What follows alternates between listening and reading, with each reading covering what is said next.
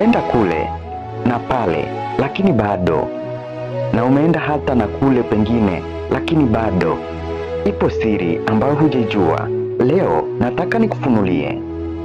Sasa Mungu amemtuma mtumishi wake Apostle Castor John Masolo, ambaye anapatikana Mbezi Makabe kwa Uwasha. Huyo amevikwa mamlaka, yani nguvu kutoka kwa Mungu, Mungu Muumba, yeye anayeponya, yeye asiyetaka uteseke, yani yule aliyekuumba, Yesu Kristo akiwa ndiye msaada wake. Sasa amejipanga vilivyo kwa wale wenye shida mbalimbali, magonjwa, taabu, dhiki, wale ambao uchumi umekuwa tatizo, watoto hawafaulu, hawakuelewi, hawakuthamini.